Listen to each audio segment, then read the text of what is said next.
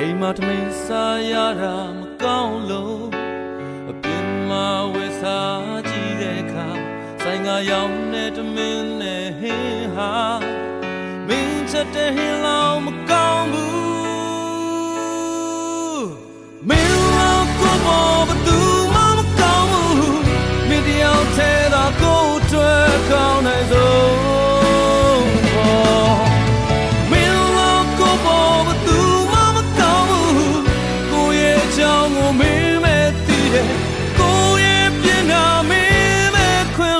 သူရှိတယ်ကိုအိတ်ထဲမှာသုံးစရာပြတ်တော့ရွှေနဲ့ကကလေးချုပ်ခါပေါင်းတဲ့သုံးမိုးပေးတဲ့မင်းလို့ကိုပဲသူတို့လည်းမချီကြပါလားခွဲ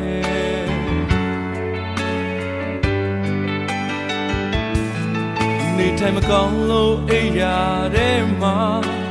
ကိုတယောက်တည်းအားငယ်နေဝေယဝစ်စမလို့ကိုပေါ်ဘသူမှပြုစုမပေးဘူး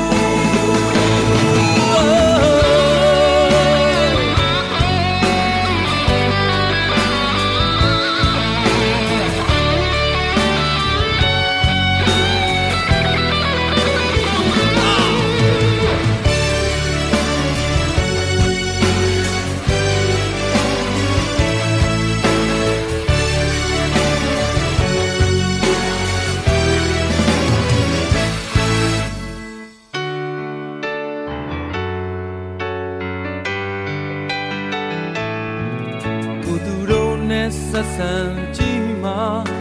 အလုံးလုံးနောင်တရလာတဲ့ဘာမဟုတ်တဲ့ပြဿနာမျိုးမှာမင်းလောက်သဘောထားမချီကြပါလားခွဲ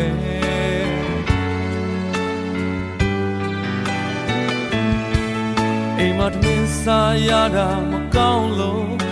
အပြင်မှာဝယ်စားကြည့်တဲ့အခါဆိုင်ကရောင်းတဲ့ထမင်းနဲ့ဟင်းဟာမင်းချက်တဲ့ဟင်းလောက်မကောင်းဘူး